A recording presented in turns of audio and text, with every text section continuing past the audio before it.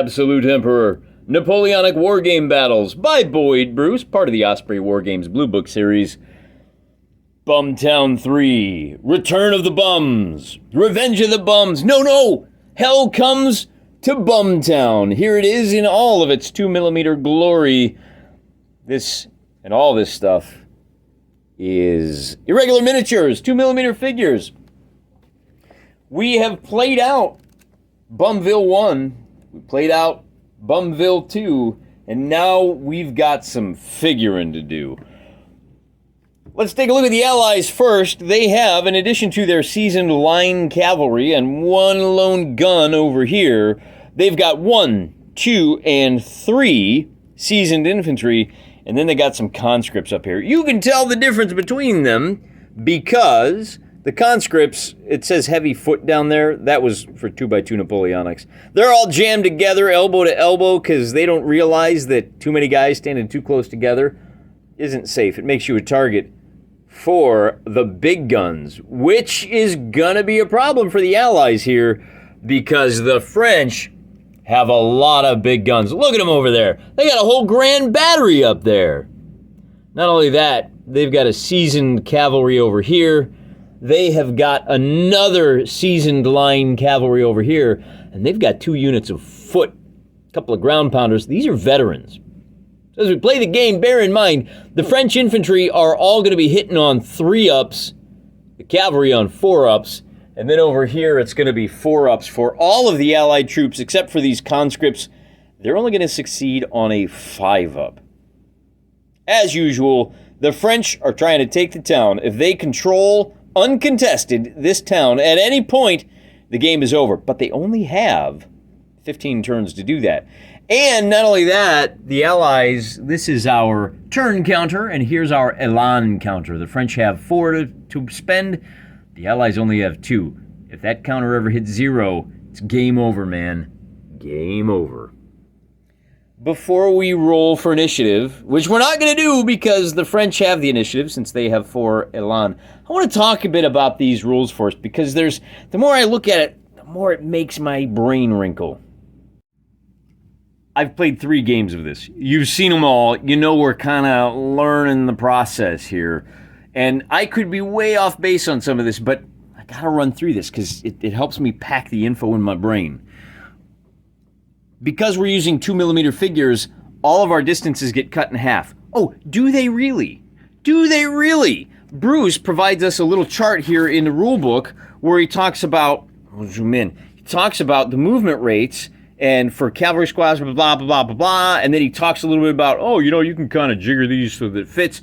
But then when we get to the actual command stuff, it all says, hey, your troops have to stay within 8 inches of your command base. Does that get cut in half? If it doesn't, take a look at this. 8 inches is forever away.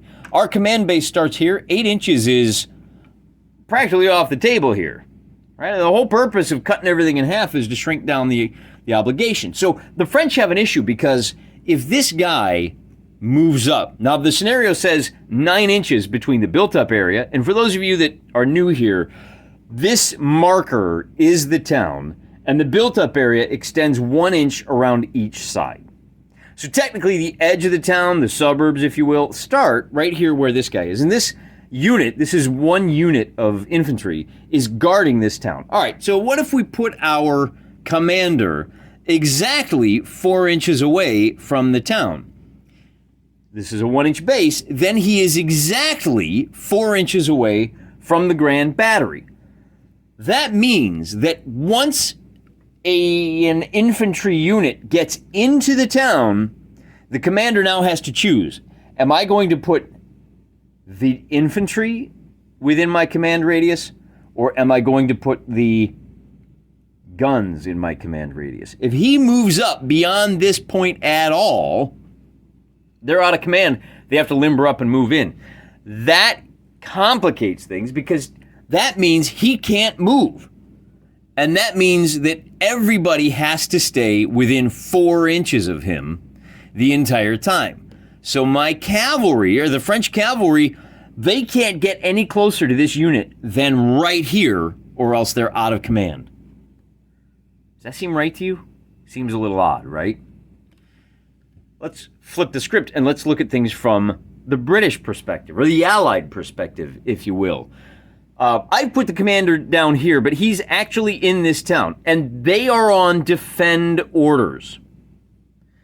Let's read chapter and verse from the defend section.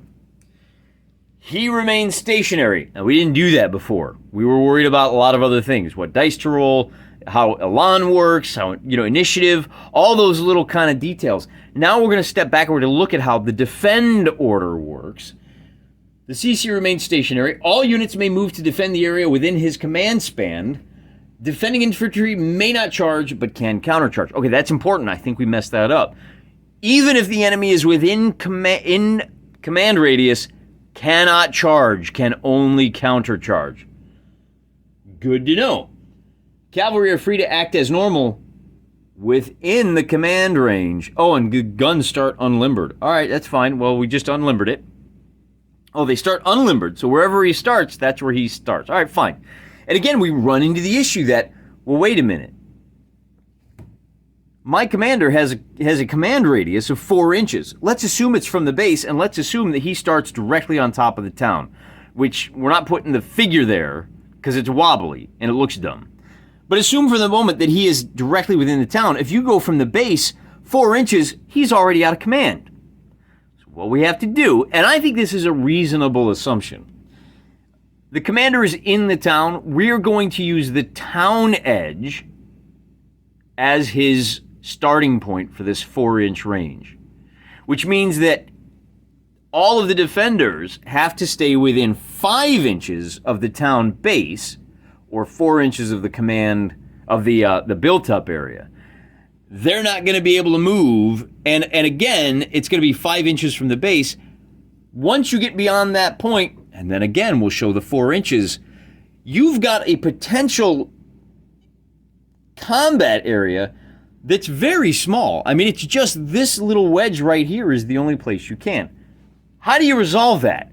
Nobody ever talks about this, and they probably don't talk about it because it's a little bit autistic to think about it in this level of detail. However, if you want to play the game by the rules, you got to master the rules. And so you go and you do it right. You got to think about this stuff before it comes up in the game so you don't slow the game down with 5 minutes of, hey guys, let's, be a total spaz about this.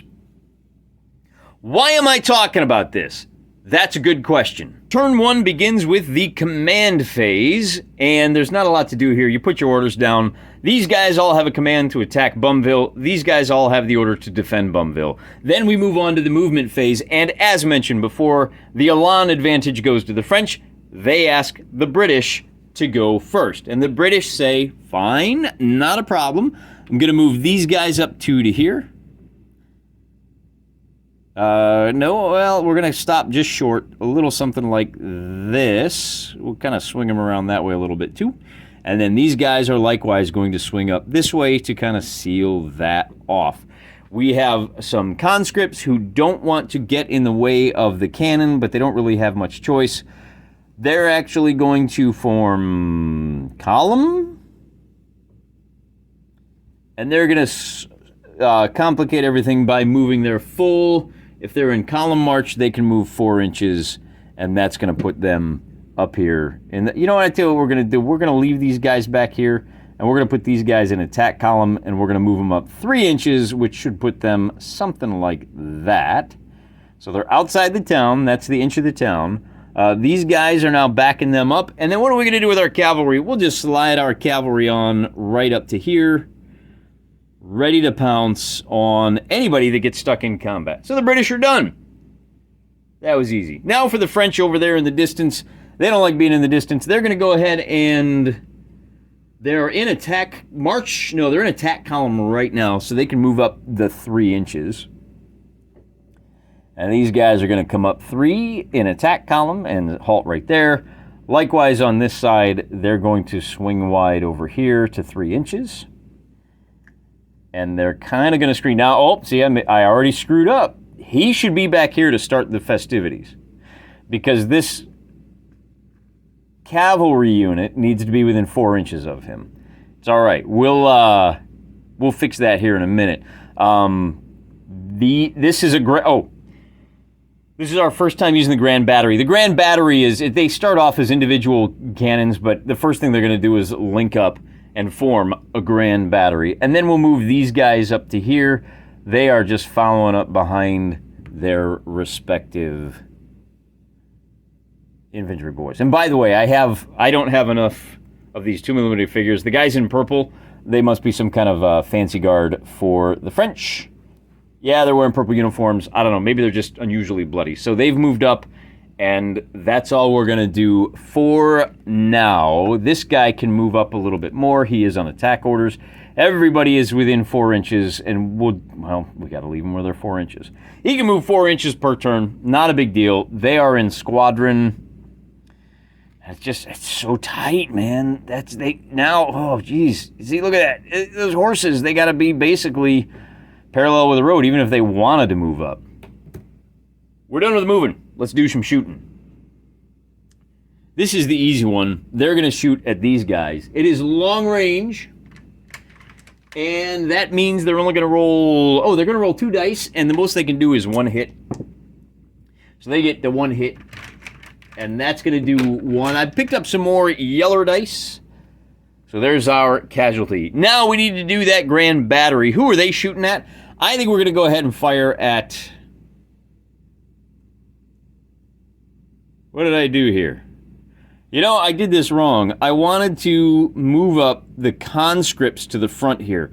Oh, I forgot. I didn't realize they were deployed that way, that close. So we're going to move them up to there, and then we'll bring these guys up to there. That was my intention, and I'm going to go ahead and allow it because, hey, Judge!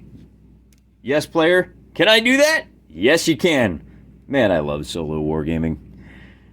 This Grand Battery is going to open fire at the conscripts. That Grand Battery is going to be rolling 6d6, and they're going to count the 3 highest rolls, but the really good news is they're hitting on 4-ups. So firing at this conscript, they are going to get a total of 2 shots. Now, because they did those 2 blasts, they are now pinned. The French have pinned the conscripts, and they've done a total of 2 damage to them. It's not going to make a whole lot of difference because we are effectively done. That was the shooting. Does anybody have any charges they want to make? Well, in order to charge, you have to be within 4 inches of cavalry or 2 inches of infantry, which is not the case just yet. So we are done with turn number 1. We'll switch over to turn number 2. And in the command phase, you can change orders. Nobody wants to do that, obviously. You also, everybody improves by 1 step. So these conscripts are now, that was probably a mistake. We probably should have Grand Batteried these guys to knock them down to conscript level. The next order of business is going to be, do you guys want to move up? And they say, yeah, we're going to screen Bumville, like so. We're going to bring these guys up so they're ready to charge. The other thing I'm going to do, remember that whole rant at the beginning? One of the things I'm going to do is, if you are cavalry, you need to start your turn within 4 inches of the commander. But you are allowed to charge outside of that command radius. And I think that's true for everybody. Well, hang on, right? Infantry cannot charge if they're on defend orders. Cavalry can charge, and they can charge outside the command radius, but if they're forced to withdraw, they got to scooch on back in. So we're going to bring those guys up, we're going to angle these guys out, and we'll go ahead and bring these guys. I kind of think, yeah, we're just going to leave them something like that. And then we'll rotate the gun like that. Remember that, and one of the things I like about this is you can just basically drop a ruler right down along the edge to see whether you are lined up properly to get that shot. That's all the moving for the British. Now the French are going to go, and it's time to form line and wheel about.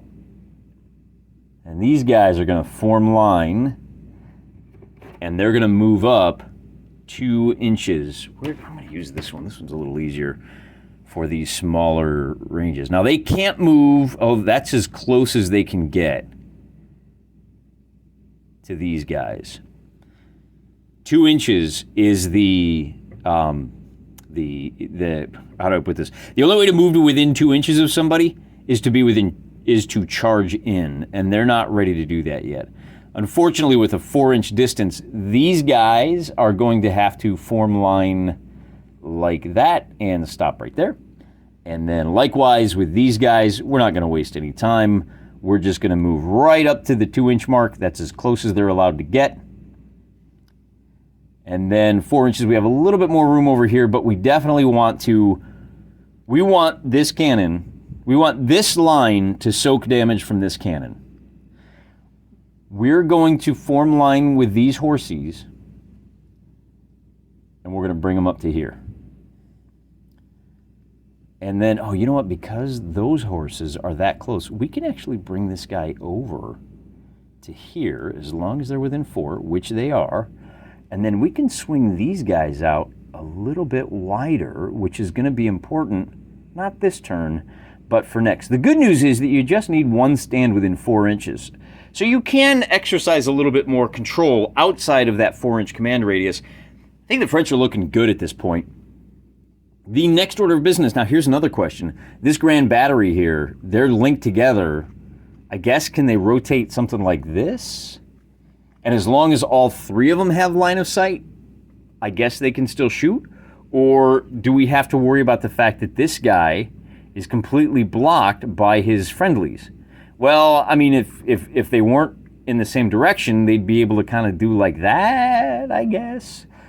Long story short, I am going to allow them to fire at this unit. I'm also going to allow this cannon to fire at that unit. And as always, I like to start with the artillery so I don't forget. They're firing 2 shots at this infantry. And that infantry is within 4 inches, which means it's going to be canister shot. They're hitting on 5s, and they can do 2 damage. So they only do 1. That takes them up to 2. Then we're going to do the Grand Battery, who's firing 6 shots at this unit. And they hit on 4s. That's going to be a grand total of 4 hits, taking them up to 6. Then we're going to start here. These guys are at no risk of being charged. So they're going to go ahead and open fire and fire 4d6 in the open at this unit. Remember, they are veterans, so they're hitting on 5s, and that's going to be 2 more hits, which is going to drive the conscripts from the field. Not only that, these conscripts have to check on a 1 through 4. Well, they got the 5, so they made their check. So they at least retired with their colors. Salute, boys. Good job. You slowed them down, and now they've got nobody to charge, which might have been the plan. Then over here, we got a little bit of shooting to do. Both of these guys... Oh, although, you know, I almost forgot. This conscript, even though they were wiped out, they do get to shoot at these guys. So that's 3 shots hitting on 5s. And they only get 1, but that's a second hit this turn, and 2 hits is enough to pin them. So they couldn't charge, even if they wanted to. Then we've got a couple of bits of shooting over here. They're both 2 inches away, so they can shoot at each other, and it's going to be 4d6. These guys are going to be hitting on 4. Oh, you know what? They're hitting on 3s. These guys are I can't remember if I did that right, and I don't care. Hitting on 4s. They get a couple of donks right there, and you know what? You know what? The French are not... They are not going to shoot. Instead, they're going to form square a little something like this. And we're going to... how do we... Oh, you gotta squeeze and kind of nudge them in there like that. And they had, what was it, 2 damage so far? And then that cavalry is right there. So, and that's important, right? They would love to charge, but if they charge, they're going to get jacked by these guys. Or are they? You know, I don't think they are. Now that I think about it, they do want to shoot. They don't want to form square. And I'll tell you why. Because they're 2 inches away. So we'll take the shot. At 2 inches away, yeah. And And when they're charging, we're going to have some stuff to figure out. They do 2 hits, which pins these guys.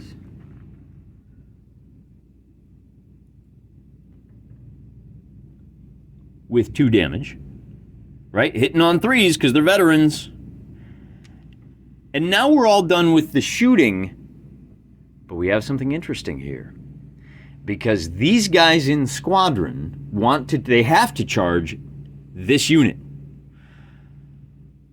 But these guys can countercharge. We haven't had to deal with this yet, so let's ask Boyd how charges and countercharges work. All right, you got it? This is a lot like programming. You got to follow the steps. These horses want to charge. Here's 4 inches. They have a legal target here. A unit may always reduce formation frontage to avoid obstacles and friendly units. Okay, so they're going to start charging, but these guys now are going to reaction charge against these guys. Cavalry can react against charges against other people. In other words, even though they're behind this unit, this cavalry continues to screen this unit from other charges. When you have a charge-counter-charge situation, you have to roll 2 dice. And we're going to roll an orange die for the Allies and a brown die for the French. You need a 4-up in order to charge. The orange dice succeeds, the brown dice fails. If only one succeeds, it is assumed the other failed to charge. If they both succeed, they meet halfway. The units conform to each other. What the heck does that mean? Well, it means that these guys, I think, are going to shift to make this charge happen, and they're going to move into position. Now, a couple of things. They are now outside of command radius, so that may be an issue. Although they started in line formation, we're going to treat them as squadron. The only way to be able to make this charge work, to squeeze them in, is if they are in squadron. The only other way to do that, I think, is to swing them through the woods, and I would have to go to the rules. Right, after kind of looking through, cavalry unit in line cannot enter cover, and that's what this is. They have to be in squadron format, so in order to make the charge, they do have to conform like this. We're going to treat them as in squadron. The bad news is that means they only get to roll 2 dice on attack instead of 4. The good news is, because they charged, they get to roll an extra die, and man, I think that's it. Whereas the other guys are only going to get to roll 2. And there's the 2. They are all seasoned, so it's going to be 3 dice for the French hitting on 4s, 2 dice for the Allies. They're going to do 1 point of damage. And then because nobody did anything, I think they just stay there fighting like that. Hey, I just noticed these guys are light cavalry, which means they never receive a charge bonus when they bump into other cavalry. They only get the charge bonus against infantry and artillery. That means this is the end of the turn. We'll go to turn 3. French are looking good. Command phase. Nobody wants to change their orders, but we're going to remove these halted, and we are back to the British have to move first. Can't move. Now they can move, and we are going to move them up to within 2 inches of these guys. They are going to screen, so that's as close as they can get. And they are going to be, once again, they're going to be screening. We're going to turn this guy this way, so he gets a shot off on that cavalry. And the British are done. Then, oh, hey, these guys are also no longer halted. And they're going to go ahead and conform, like so. These guys, there we go. And now they're going to, I guess, I almost forgot about these guys. They're in line. They can move a total of 4 inches. So they will go, and they can move to within 2 inches of this guy. So that's what they're going to do. They're going to go ahead and eat the Eat the 1 battery fire. Like that. Yeah, we're just going to go ahead. They have a possibility for charging into these guys. I wonder if that's the smarter play. No, let's sweep the artillery first. They were kind of left out there hanging. That means we're on to shooting. We'll start here. These guys roll 2 dice against the cavalry, and if they roll 2 5s, they can pin the cavalry. They didn't. Then we've got our main battery is going to be opening fire on these guys.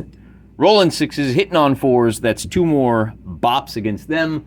They are now pinned, so they cannot charge, but they couldn't anyway because they are on defense orders. And then it's just a whole lot of shooting going on. We've got 4 dice versus 4 dice. We will roll for the French first. They're going to get, and I remember they hit on 3s. They're going to get 2 hits here, and that is going to pin these guys. Then we're going to roll for the Allied. They're pinned. The Allied are only hitting on 5s. That's going to be a 4.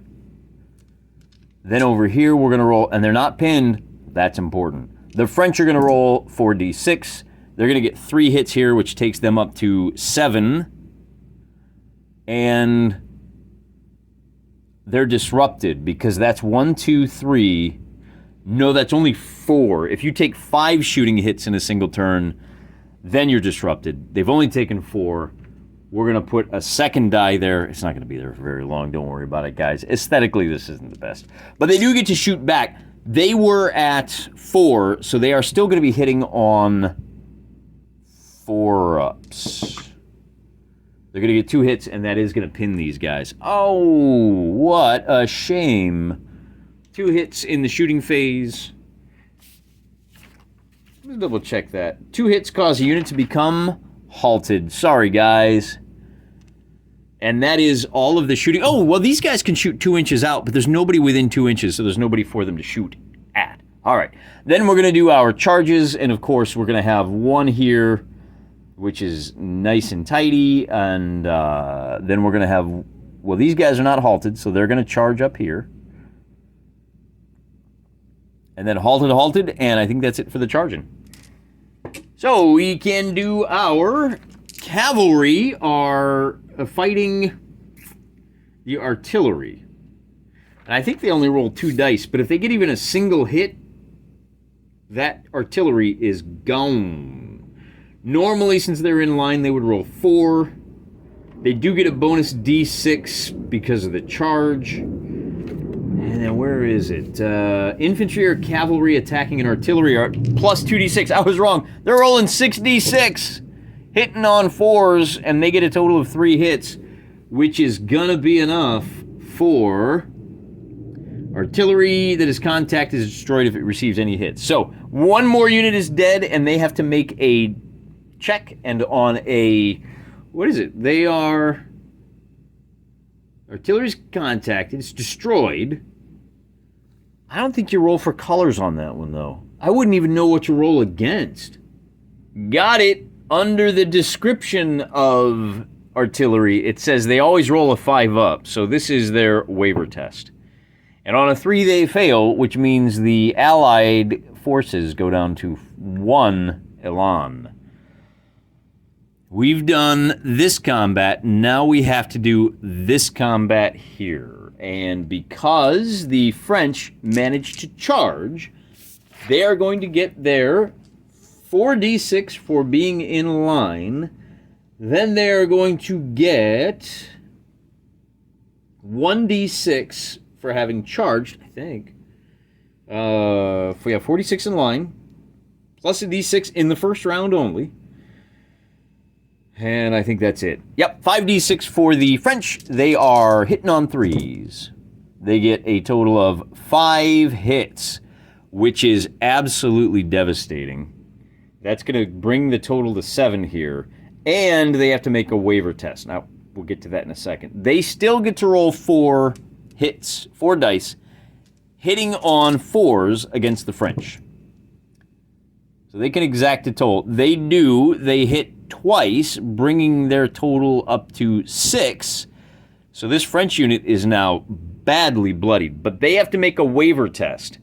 And because they are at 7, they have to make a test on a 5-up.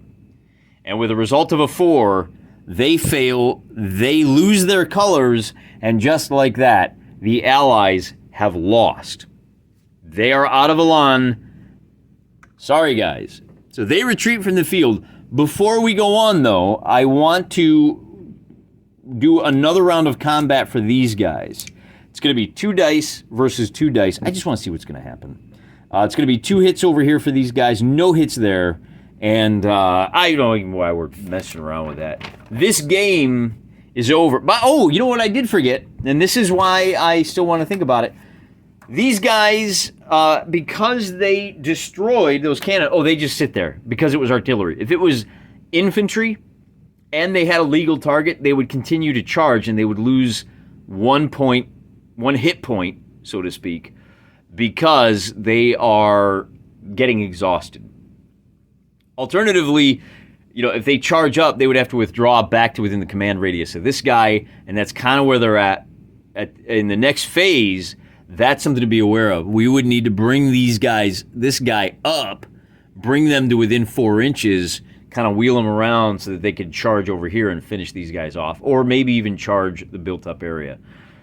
It's an odd game where these guys would want to charge the build-up area, but if they're supported by another infantry, it does make sense. Last time we played, we won because an infantry did enough damage to the defenders to clear them out so the cavalry could sweep in and steal all the glory, because we all know that's kind of how they operate. Well, hey, another little fun game of Absolute Emperor. I've been looking online. These scenarios, for those of you that are not aware, he includes scenarios for a battle called Eylau. He includes battles for something called Wagram, and a little soiree, a little shindig you might have heard of called Waterloo. You would have thought that one would have been in the papers, huh? I'm not going to do any of those, and I'll tell you why. Because this is a lot of dudes, man. That's a lot of dudes. Every single one of these boxes, I would have to have 3 of these bases, and I just don't have enough for old Waterloo. I don't even have enough for Eylau over here, which is a little one. That's just a tiny little battle. What I'm going to do, and in fact what I've already done, is I've drawn up a couple of scenarios for some smaller engagements. I mean, they're only like 35,000 men, maybe 40,000 men, but that's going to be the next Absolute Emperor battle that we fight, because we're going to have something really fun. Let me grab I got to go get this. Here's okay, here we go. Look at this. So we got 2 leaders. See that? I'm actually going to need, I'm an actually guy now. I'm actually going to need 3 of these guys. And you know what? It occurs to me that, okay, there we go. They look exactly the same. And maybe what I'll do, because I have 5 armies, all of my 2mm stuff is divided up into 5 armies. What I may do is have a different colored general for my, let's zoom in close on these guys. Oh, they're so pretty. I may use a different colored guy for my like lead commander, and then my corps commanders will use, so it will look something like this, just for example. See, we've got a main commander, and that's important because in this game, your corps commanders, that's these guys, have to stay within 9 inches of, hey, let me zoom out and show you something. This is how wide my battle mat is. It's 30 inches across. And I wanted to zoom out because take a look at what happens when you have multiple corps commanders. We're going to keep our main commander in the center, and our corps commanders have to stay within 9 inches of him, or bad things start to happen. So we'll put one there and one there. And then you still have the 4-inch command radius of these guys. So right there, except you know what? Here's a funny thing. Anybody that's within 4 inches of this guy is also considered in command. What that does is it really expands the battlefield considerably, except that if you have them lined up like this, you're not going to be able, you could, 9 inches, you could bring this guy forward, but everybody is going to have to be within that 4 inches. Here, this is 8.5 by 11, right? And right? So that's 8.5 inches. So really, everybody's got to be within that distance of this guy wherever he goes. So instead of having everything we've seen is like really tight, it's right. Battle in a phone booth is what I hear a lot of guys talk about this. But we're going to have some fun with the next battles because I've designed the scenarios such that you're going to have corps commanders that are widely separated. And before they can go about achieving their victory conditions, they're going to have to kind of maneuver to get into position where they've got a unified command structure, or else they're going to blunder into the enemy as they're on their way to do so. So we're going to have some fairly complicated, I mean, not like really complicated, but it's going to be one more variable we have to think about. It's called the Battle of Mincio River. It's a 1814 battle. And because we game at a high level and we really love adding lots more rules to forget every other turn, I'm going to go ahead and use the nationality special rules. We haven't talked about this yet, but old Bruce Boyd, he gives you some more flavor. If you've got Austrians, they're going to behave very differently up to 1809. And then after they've been pantsed by Napoleon for, almost a decade, they kind of start to figure it out. And then they've got different rules from 1809 to 1814. And since our battle is 1814, Northern Italy, we're going to have to incorporate all that. And these bad MFers in the blue uniforms, they start to kind of not do so hot later on. As we go into the 100 Days campaign, they're not going to be nearly as effective, which you'll see in hopefully a couple of days, unless I get distracted by something shiny. Till then, I'm praying for you.